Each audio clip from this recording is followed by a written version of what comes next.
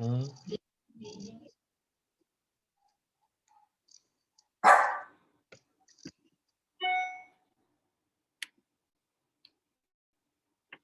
Boa noite, amigos. Vamos iniciar a nossa conversa com a leitura de preparo do livro Vida Feliz, de Joana de Ângeles. Diz assim: mergulhe a mente, quanto possível, no estudo. O estudo liberta da ignorância e favorece a criatura com o discernimento. O estudo e o trabalho são as asas que facilitam a evolução do ser. O conhecimento é mensagem de vida. Não apenas nos educandários podes estudar. A própria vida é um livro aberto que ensina a quem deseja aprender.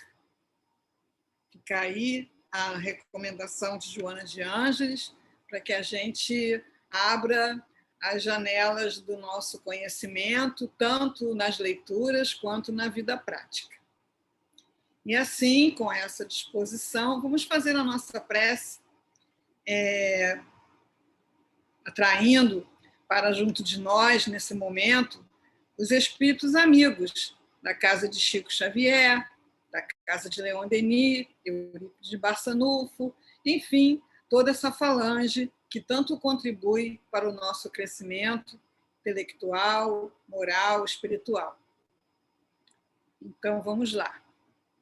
Queridos irmãos, que seja em nome dos espíritos amigos, de Jesus, nosso Mestre, de todos aqueles que nos assistem nessas reflexões, que nós possamos dizer presente ao nosso estudo nesse instante, pedindo que a nossa inteligência seja iluminada, aclarada, que o nosso bom ânimo seja sustentado, que possamos tirar desses momentos a melhor reflexão possível para o aproveitamento em nossas vidas.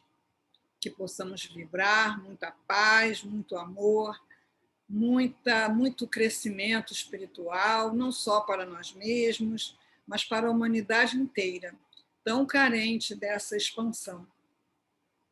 Que possamos ser fortalecidos na exemplificação daquilo que estudamos e aprendemos, porque o exemplo é a melhor maneira de ensinar. Que, sendo assim, em nome de Chico Xavier, de Eurípides de Barçanufo, de Jesus, sobretudo em nome de Deus, possamos declarar iniciado o nosso estudo nesse instante, que assim seja. Então, eu escolhi para conversar com vocês hoje a oração da serenidade. Todo mundo já conhece, não é?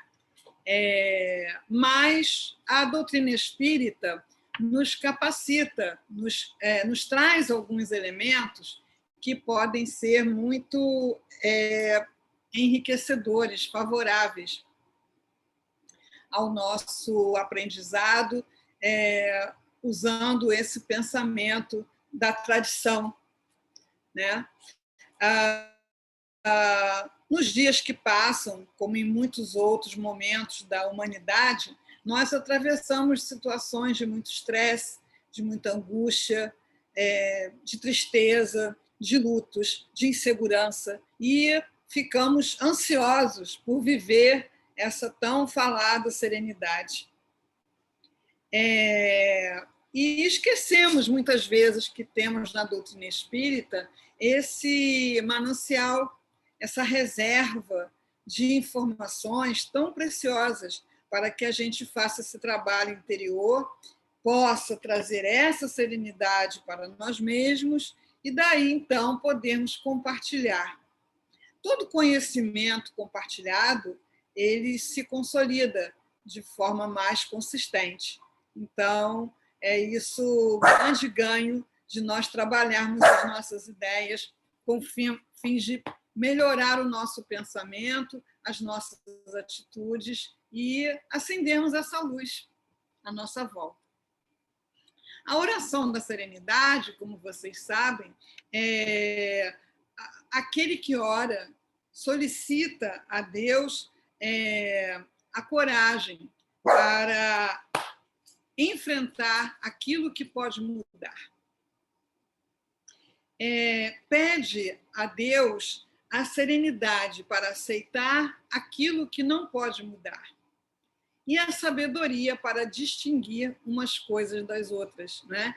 Para distinguir aquilo que é preciso aceitar e aquilo que é preciso combater até que a mudança ocorra. Ao longo do trabalho que a gente desenvolve, que já é conhecido de vocês, já levamos para a casa de Eurípides, né? O trabalho da divulgação do método de autocura, essa oração é muito lembrada quando a gente fala da questão de trabalhar o pensamento e trabalhar a nossa ligação com Deus. E muitas pessoas dizem, realmente, se eu tiver coragem para enfrentar o que eu posso mudar, e serenidade para aceitar o que eu não posso mudar, está tudo certo, mas às vezes é difícil a gente distinguir uma coisa da outra. A gente tem trabalhado uma grande ideia geral. Aquilo que eu posso mudar é qualquer coisa que se refira a mim mesmo.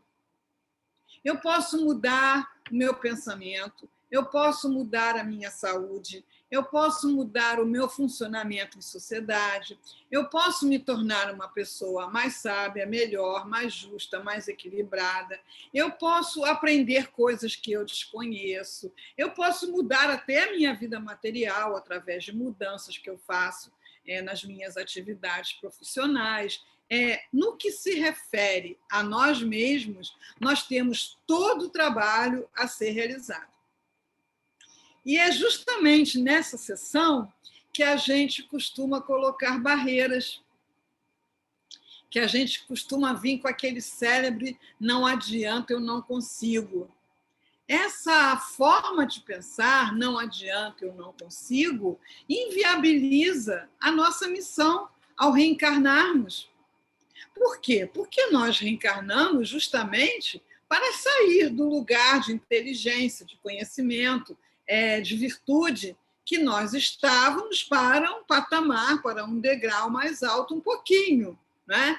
Reencarnamos para, através das experiências que só a reencarnação oferece, transformarmos aquilo que em nós percebemos que não é tão harmônico com a lei de Deus, não é tão harmônico com a saúde, não é tão favorável à minha felicidade. Então, se a gente puder sair na noite de hoje já dispostos a combater com vigor, com coragem, essa ideia, esse pensamento que nós temos sobre a nossa personalidade, sobre as nossas atitudes, sobre as nossas escolhas, combatermos esse pensamento, não adianta, eu não consigo, a gente já vai fazer uma bela mudança, já teremos conquistado algo muito precioso na noite de hoje. Porque isso é tão disseminado, né? Isso é tão cristalizado nas mentes. Mal alguém ouve ou lê uma página como essa de Joana de Ângeles, propondo o amor ao estudo, e vamos dizer que seja uma pessoa que ainda não tem um hábito de leitura, que seja uma pessoa que ainda não tem um hábito de meditação. E quando a gente fala meditação, não é nenhuma técnica específica, é apenas refletir as coisas, os acontecimentos, não à luz da visão comum, mas à luz da visão que a doutrina espírita traz para nós, da filosofia dos espíritos, né? Por que Kardec colocou essa denominação no Livro dos Espíritos? Filosofia espiritualista. Para que nós, de posse desse conhecimento, nos tornemos filósofos. Claro que há filósofos e filósofos, mas filósofo, a princípio, é todo aquele que tem amor à sabedoria, todo aquele que reflete, todo aquele que pensa. Então, ao colocar lá frente do Livro dos Espíritos, Filosofia Espiritualista, Kardec estava dizendo que o propósito desse livro era levar um conteúdo, levar uma visão de mundo, levar uma filosofia para que nós nos tornássemos filósofos e refletíssemos as situações à luz desse conhecimento. É muito comum as pessoas, ao tomarem conhecimento das propostas da doutrina espírita, das mensagens, dos ensinamentos do Evangelho, dos ensinamentos psicografados, por exemplo, por Chico Xavier, uma vastidão imensa de possibilidades relatadas em romances, livros de fundo científico, de livro de conteúdo filosófico, poético. É muito comum a gente ler e pensar, isso é muito bonito, mas não adianta, eu não consigo. Até assim, bem que eu gostaria. Quando eu falo no condicional, eu estou admitindo algo que vai contra aquilo que eu estou pensando fazer, né? Quando eu digo até que eu gostaria, eu estou admitindo que, embora eu gostasse de fazer tal coisa, há impedimentos que eu não posso superar. Então, dentro dessa sessão, né, em que aquele que busca a serenidade através da filosofia dos espíritos, nós, pelo menos aqui agora, nesse momento de reflexão, nós precisamos ter coragem e não admitir mais essa possibilidade de que não temos como mudar aquilo que podemos mudar, claro que com luta, com esforço, com trabalho, mas com coragem e determinação, e não com insegurança, com vacilação, com incerteza, que é justamente tudo aquilo que se refere a nós mesmos. A gente vai voltar para exemplificar isso. A outra seção da oração da serenidade é a serenidade para aceitar o que não pode mudar. E esse setor, esse ambiente da nossa vida, das coisas que nós não podemos mudar, em geral, são as que a gente mais investe energia. Investimos muita energia numa encarnação de discurso, de fala, de trabalhos, de encenações. Para quê? Para mudar o outro. Quando, pela doutrina espírita, nós aprendemos que o outro, a exemplo de nós mesmos, goza de livre-arbítrio. E esse livre-arbítrio lhe dá a possibilidade de escolher se quer mudar isso agora, se não quer, se dá conta, se não dá, se faz diferente, se não faz, se muda seu pensamento, se não muda. Então, é preciso que nós trabalhemos a serenidade para nos aceitarmos uns aos outros, como somos. Não de uma forma passiva, porque isso seria inviabilizar a educação. Isso seria inviabilizar todo o esforço da humanidade, dos guias espirituais da humanidade para nos trazer essas informações, essas ideias, essas intuições, né? O canal da intuição, que coisa poderosa e maravilhosa que pode ser na nossa vida, né? E nós consumimos tudo isso para mudar o outro, tirando o olhar que precisa estar em nós mesmos, né? Situações exteriores para as quais nós podemos e devemos contribuir. Somos chamados a contribuir para mudar situações exteriores, não resta dúvida. As questões sociais, os conflitos, as discussões, nós temos a nossa parcela de contribuição que certamente será útil e bem-vinda, mas sem aquela agonia, aquele estresse que acaba resultando no oposto, né? Primeiro a pessoa vivencia as situações existenciais fora do seu espectro de atuação mais direta, com muita ansiedade, com muito estresse, com muita angústia, que acaba esgotando as suas energias físicas e psíquicas e resultando em desânimo e depressão.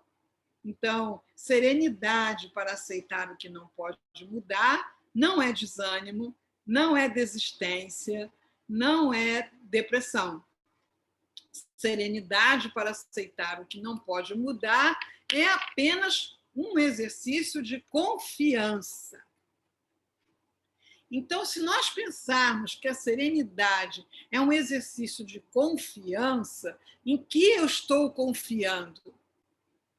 Eu estou confiando que, embora eu possa fazer muito pelo outro, pelo mundo, pela vida, embora eu faça fazer muito, toda a criação é gerida por uma inteligência infinitamente superior. E essa inteligência está atuando agora mesmo, não só na minha vida ou sobre aquilo que eu posso controlar. Essa inteligência está funcionando e gerindo exatamente agora tudo aquilo que eu não posso controlar. Nossos filhos estão sobre essa gerência, nossos companheiros estão sobre essa gerência, nossos amigos, nossa cidade, o mundo, o universo está sobre essa gerência. Então, esse exercício de confiança é que vai acrescentando ao espírito a necessidade que ele precisa para poder trabalhar, atuar sem estresse, sem angústia, sem aflição. Os missionários nos ensinam não só a trabalharmos a mudança interior através do autodescobrimento, e a gente vai mencionar aqui algumas contribuições, né, de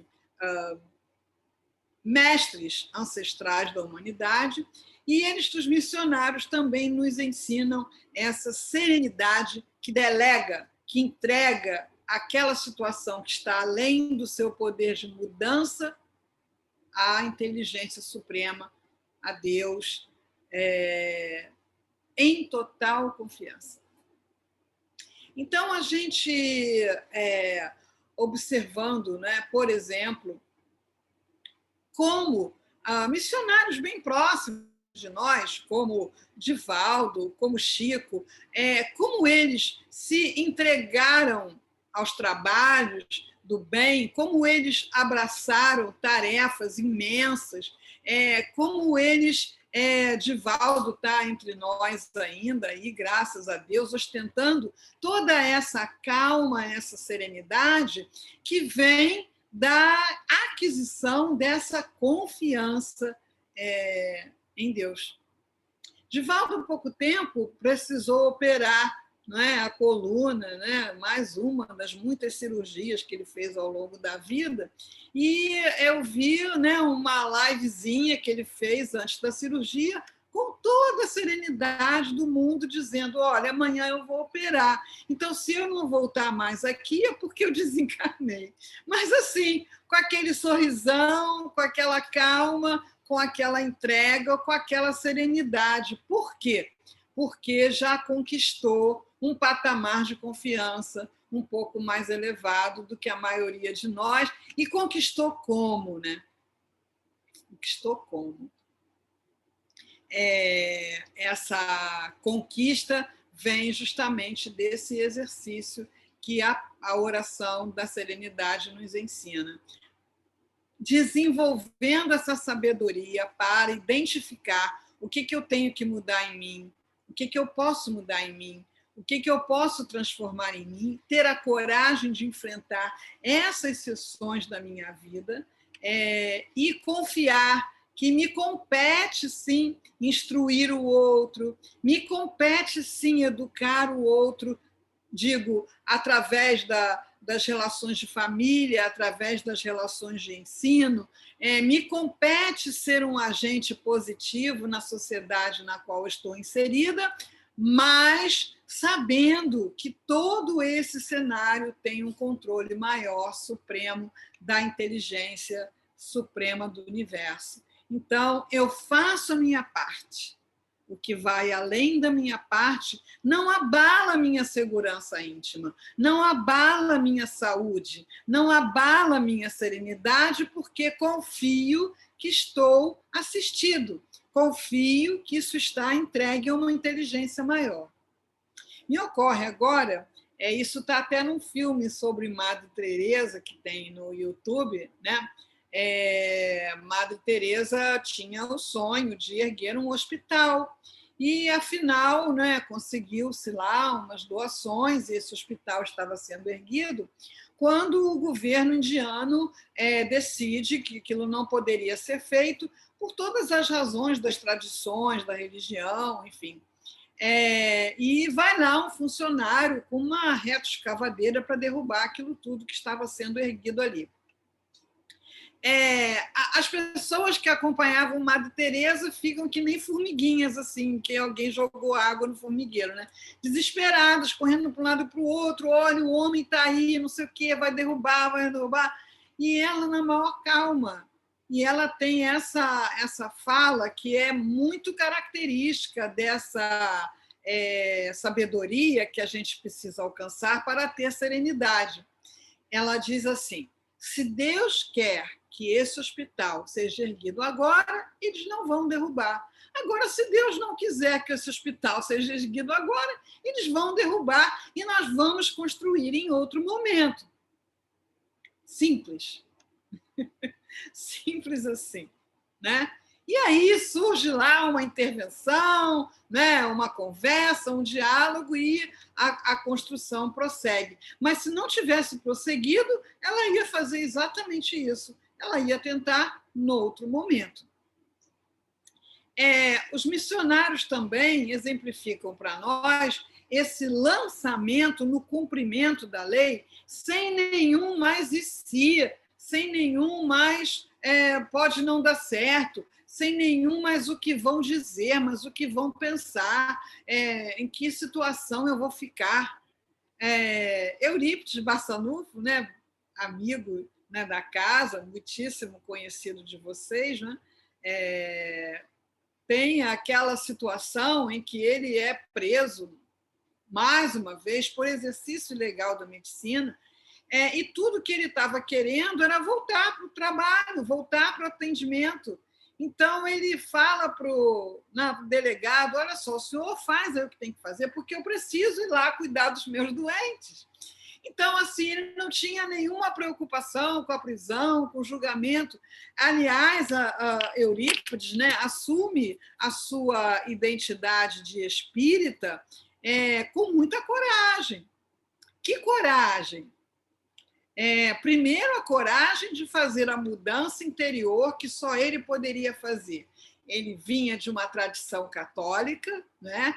Ele era conhecido na cidade como um irmão vicentino, muito ligado à tradição católica, mas passa lá por aquela fase de questionamentos que resulta em receber um livro depois da morte do patrono da minha casa de origem, né, Leon Denis, e lê aquilo durante a noite e no dia seguinte anuncia para toda a cidade, para todo mundo, para a família: sou espírita.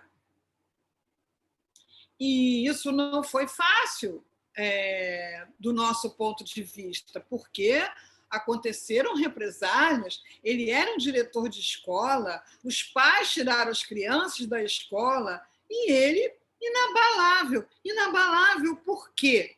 Porque o seu alicerce, a sua convicção estava nessa inteligência suprema que dirige a criação.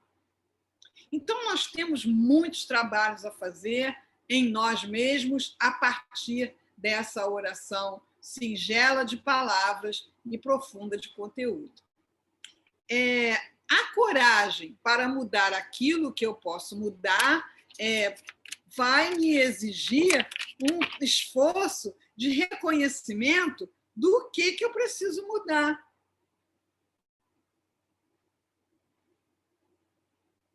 Será que a gente já sabe o que precisa mudar? Em linhas gerais, uma semana de casa espírita, você já aprendeu que o orgulho e o egoísmo são as duas chagas da humanidade. Então, como nós fazemos parte da humanidade, é indiscutível que o orgulho e o egoísmo estão em mim.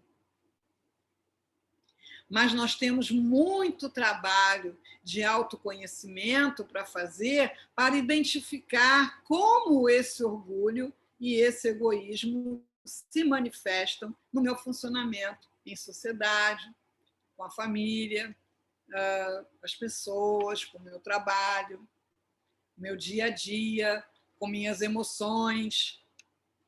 Por isso que o Livro dos Espíritos designa toda lá uma coleção de perguntas sobre autoconhecimento. O homem pode domar as suas más tendências? Sim, pode. Sempre. Sempre. Fazendo esforços insignificantes. Essa resposta, né, fica assim, né, a gente até finge que... Não, acho que eu não aprendi, não cheguei nessa parte, né, do Livro dos Espíritos. Insignificantes esforços. O que falta é a vontade. Vontade, né, como a gente estudou com Leon Denis, está na nossa herança divina, né? Está nas potências da alma, a marca de Deus em nós. E, por serem nossa herança divina, são perfectíveis ao infinito. Então, a vontade é a mola, é o motor, é o que nos leva à ação. Então, se eu não faço esforços insignificantes por falta de vontade, de fazer uma mudança melhor, de domar as minhas más tendências, é porque a minha vontade está noutra direção.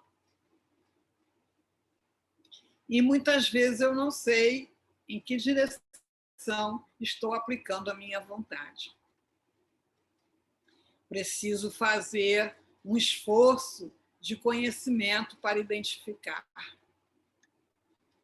Por isso é que ali na sequência das perguntas nós vamos chegar à resposta que aponta o sábio da antiguidade, Sócrates, né?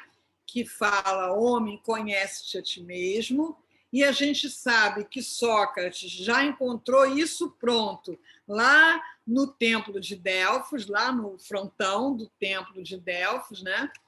O homem, conhece-te a ti mesmo, e Santo Agostinho vem trazendo a sua contribuição do método que ele adotou para identificar em que direção está a sua vontade, em que direção ele estava se movimentando, para que lado ele estava apontando as suas energias. E ele enumera, então, para nós que método é esse que ele adotava. Todas as noites, ele fazia um inventário das suas ações.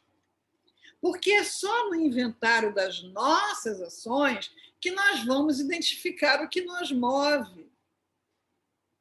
E nós estamos muito mais entretidos em pensamentos e conversas sobre as ações dos outros.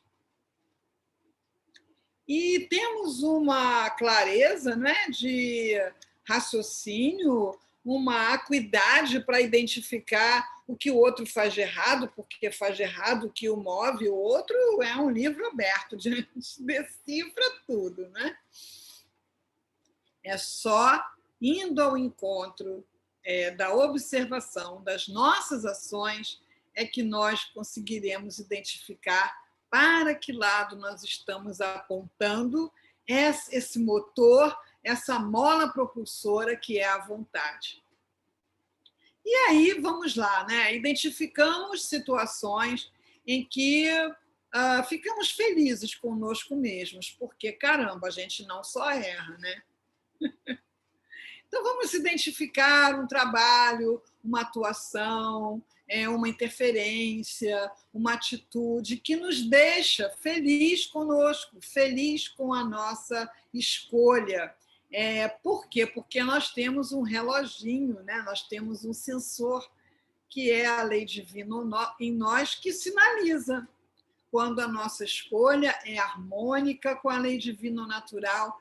Nós sentimos um bem-estar, nós sentimos uma serenidade, uma tranquilidade e um incentivo para continuar agindo nessa direção. Agora, tem situações outras, escolhas outras, momentos outros, emoções outras, que a gente percebe que não fez a melhor escolha, que não teve o melhor funcionamento, que não se colocou da maneira mais adequada. Então eu sou mesmo uma criatura horrível, imperfeita, egoísta. Vamos para esse lugar da culpa? Vamos disparar ali um alarme que vai ficar tocando à toa. Então, nós não vamos para o lugar da culpa, nós vamos para o lugar do autoconhecimento, que nos leva a assumir responsabilidade. Então, tipo assim, por hoje eu não consegui fazer a melhor escolha possível. Por hoje eu não consegui ter a atitude ideal. Por hoje eu ainda me permiti ser grosseiro, ser indiferente, ser acomodado, ser passivo, ser impulsivo. Por hoje eu ainda me permiti, mas vou pegar a minha vontade e vou botar na direção da mudança. Mas para isso eu preciso identificar o que me moveu, o que me colocou nesse lugar dessa escolha de não ter a melhor atitude possível, de ter um comportamento grosseiro, impulsivo, indiferente. O que está me colocando nesse lugar? Aí a gente vai começar a encontrar o orgulho e o egoísmo em nós. Vamos começar a encontrar. Porque nós não somos orgulhosos de tudo, nós não somos egoístas em todas as situações e todos os movimentos. Não, nós temos situações que denunciam que naquela sessão a gente ainda não se aplicou tanto quanto devia. Por isso, Agostinho fala lá pelo finalzinho da mensagem: faça-se perguntas e não temas multiplicá-las. Então, se eu percebo que frequentemente eu tenho atitudes de impaciência, é claro que a impaciência é resultado do orgulho e do egoísmo. Fico impaciente quando as minhas vontades, os meus desejos, as minhas motivações não são atendidas a tempo e a hora. Quando sou forçado a adiar aquilo que é meu desejo por qualquer adversidade, qualquer situação contrária, qualquer oposição que eu encontre.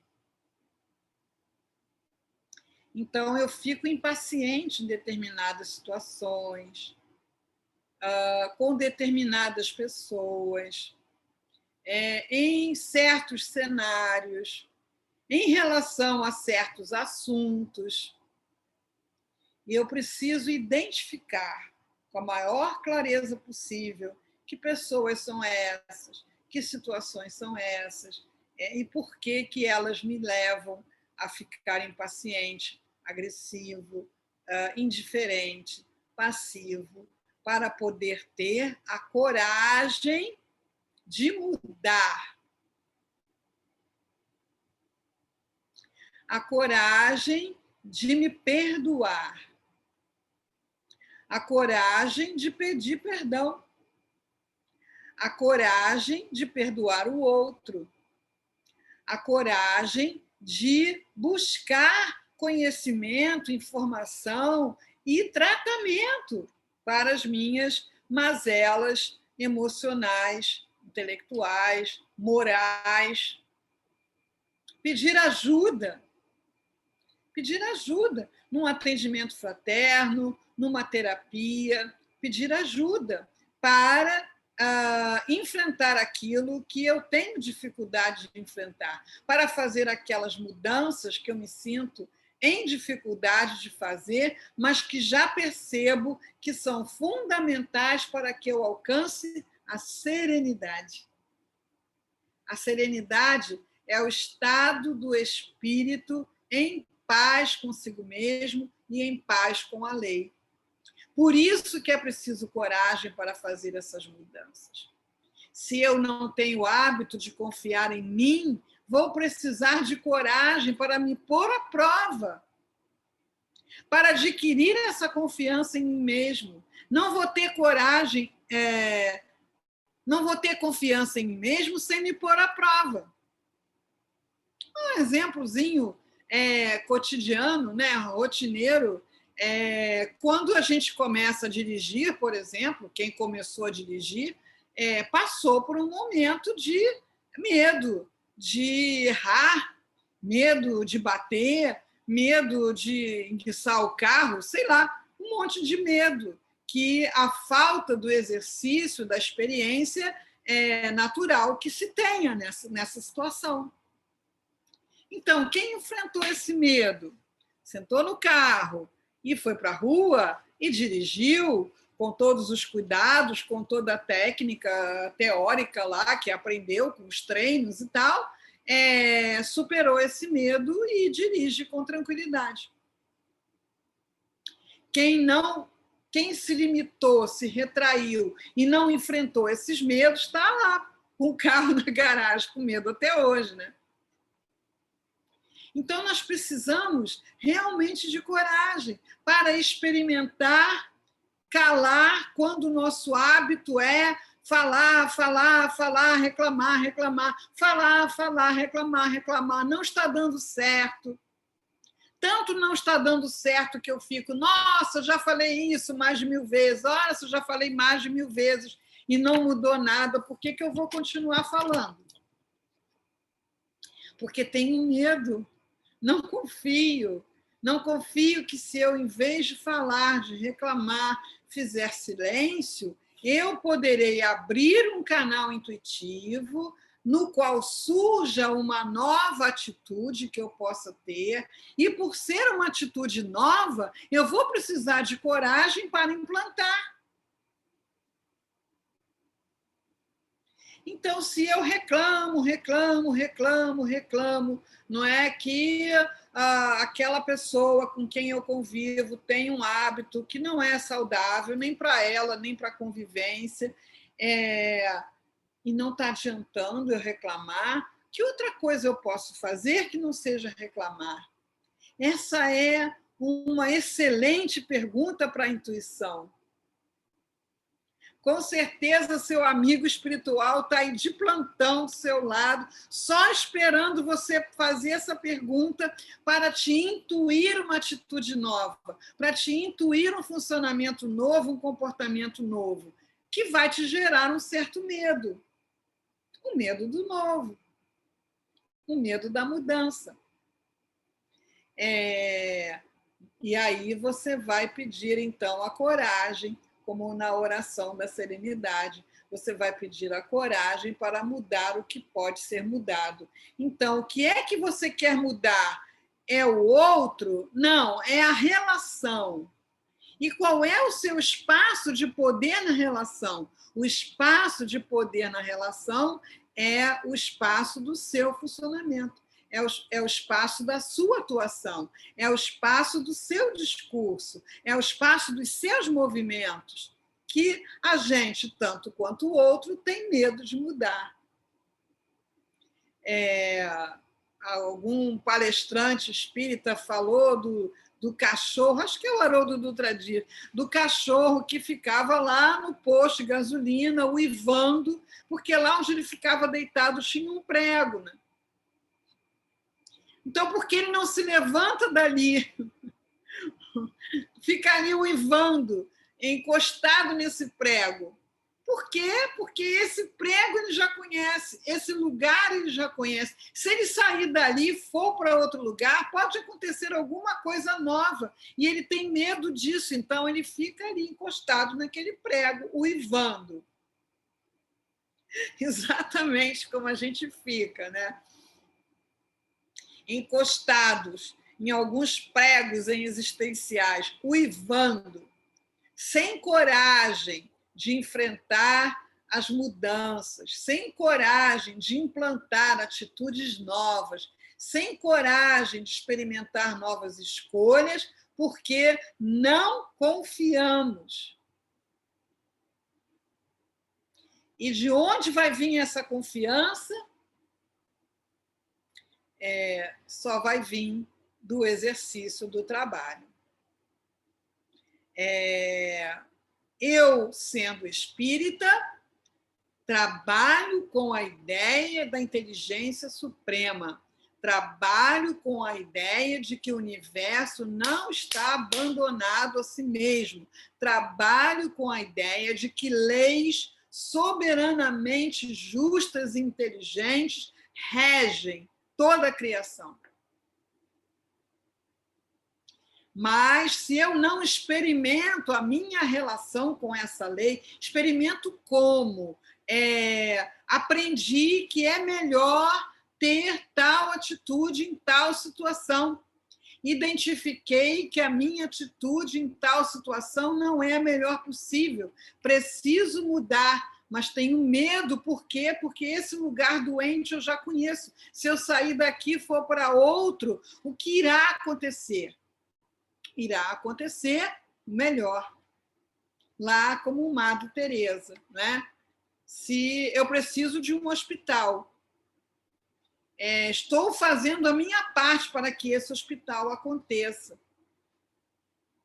Mas se não for da vontade de Deus agora, não vai acontecer agora. E não é porque Deus é caprichoso e fica dizendo, agora eu quero, não, agora eu não quero. Não, é porque se Deus não quer, quer dizer que por alguma razão que eu desconheço, aquele não é o momento ideal.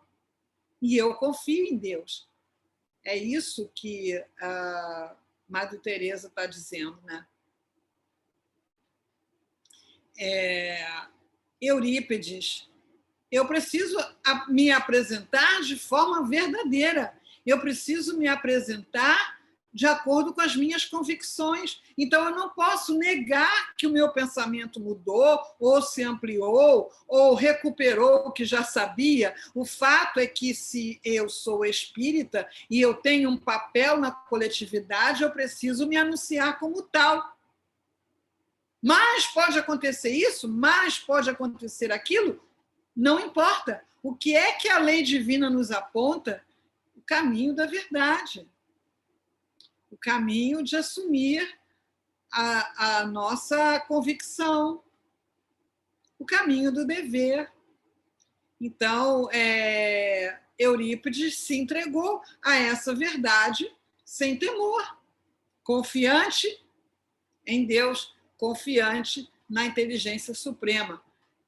Quanto mais confiança em Deus, quanto mais confiança na lei divina natural, mais nós temos desenvoltura para fazer as mudanças que podemos fazer, que são todas em nós mesmos. E, através das mudanças que nós operamos em nós mesmos, nós acabamos afetando toda a rede, porque vivemos em rede. Então, a coragem, a nossa coragem, a coragem que nós pedimos através da prece, da serenidade, para que seja fortalecida em nós, é a coragem para mudarmos a nós mesmos, a coragem para nos conhecermos, a coragem para experimentar novos funcionamentos, novos para nós. Porque, como eu falei, se você for ver, vai ver que muitos outros espíritos em patamares mais evoluídos experimentam isso, provaram isso, demonstraram isso sem nenhuma hesitação. né? A outra Teresa, a Teresa d'Ávila, né? Tem um texto belíssimo, né? Muito conhecido aí pela internet, né? Nada te turbe, nada te perturbe. Se você tem Deus, só Deus basta. Ela quer dizer que eu vou viver a minha vida em beatitude, só orando a Deus, louvando a Deus? Não, ela quer dizer que nada deve nos perturbar se nós confiamos que existe uma inteligência suprema e leis soberanamente justas e inteligentes que regem a criação. Então, a coragem demanda energia, e nós precisamos ver em que estamos consumindo a nossa energia, ao invés de aplicá-lo na reforma íntima, no autoconhecimento, na busca de fazer as transformações que precisamos fazer, para as quais reencarnamos, e trazer essa energia toda para esse processo. E a serenidade para aceitar o que eu não posso mudar. Serenidade não quer dizer passividade. Então, o nosso contexto social, econômico, socioeconômico, familiar, profissional, está impregnado das mazelas do mesmo orgulho e do mesmo egoísmo que impregna os indivíduos, impregna a coletividade.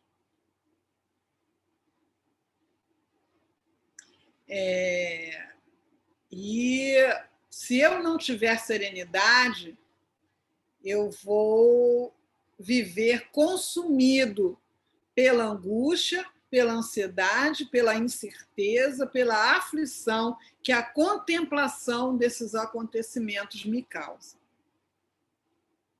Então, quando alguém se dispõe, por exemplo, a atuar numa obra social,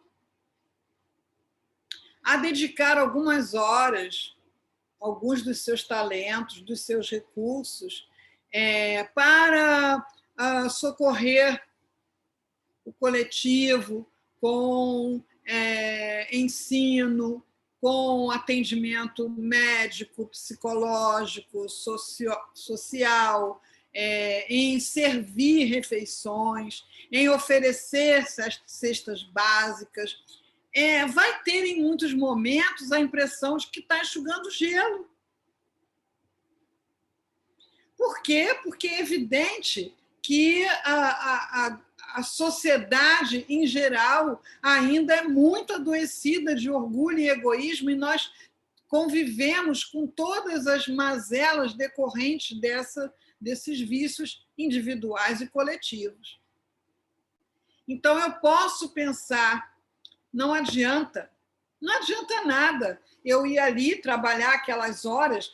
Todo dia tem mais pessoas com fome, com doença, com carências. Todos os dias tem desastres naturais. Todos os dias tem notícias de corrupções. Todos os dias tem notícias de violências. Eu vou ali, falo da não violência, ensino o amor, exercito o amor, mas saio dali, é violência para tudo quanto é lado.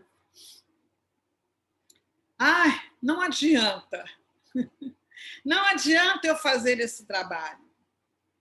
É aí que nós somos convocados à serenidade para aceitar o que não podemos mudar. Não podemos mudar a humanidade da noite para o dia, por mais que nos esforcemos, mas a nossa ação terá um resultado muito maior do que aquele que a gente enxerga. Alcançará pessoas, mentes em conexão, numa extensão que a gente não tem como avaliar. Então, nos cabe o quê? O que eu posso fazer hoje? O que eu posso fazer hoje é distribuir algumas refeições. Farei isso com serenidade e alegria. O que eu posso fazer hoje é trabalhar num ambulatório, é atender fraternalmente, estar à frente de um trabalho de educação, de arte, de ciência, de ética. Estarei lá, influenciando uma mente que seja, influenciando um pequeno grupo com toda serenidade, sem angústia, sem aflição, sem ansiedade. Serenamente fazemos a nossa parte, trazemos a nossa contribuição e entregamos à lei, mais uma vez, a tomada de consciência que o Espiritismo nos convoca, de que há uma inteligência suprema, há uma lei divina natural que tudo rege, e essa lei, embora Kardec tenha estudado em sessões didáticas, adoração, trabalho, progresso, essa lei é principalmente de amor. Então, que eu possa amar a mim mesmo, e por amor a mim mesmo terei coragem de me transformar para melhor, fazer o que for necessário, enfrentar o que for preciso. Em virtude da lei do amor, eu terei serenidade para me manter de pé no meu posto de trabalho, em todos os lugares onde eu estou inserido, em todos os cenários, em todos os contextos, sem me permitir o desânimo, haja o que houver. Confiante, sereno, de que há Deus e há lei. Então, queridos, com a contribuição da doutrina espírita, nós podemos abarcar cada vez mais, com mais profundidade e extensão, a oração da serenidade. Assim como Jesus recomendou e exemplificou. Não se turbe o vosso coração, a cada dia basta o seu mal. O que ele quer dizer? Tenha confiança, faça o seu melhor e nós iremos conquistar cada vez mais serenidade. É muita sabedoria transmitida à humanidade por tantos canais, só nos cabe escolher a qual vamos aderir, somar, contribuir. Era mais ou menos isso que eu queria compartilhar com vocês hoje, que nós possamos progredir muito, tanto no autoconhecimento como na nossa atuação no mundo, que esse é o caminho da sabedoria, da coragem e da serenidade. Vamos então fazer a nossa prece, agradecer a tecnologia, né, que nos propicia esse canal, a tantos trabalhadores que atuam nessa área, desde a sua criação, invenção, divulgação e aplicação, né, para que a gente possa estar aqui conversando, e agradecer também à Casa de Eurípides, à Casa de Chico Xavier, aos exemplos de tantas almas missionárias que se esforçam nos dois planos da vida para que a gente cresça e seja mais feliz, com a nossa oração. Graças a Deus, Senhor, por tudo que podemos compartilhar na noite de hoje.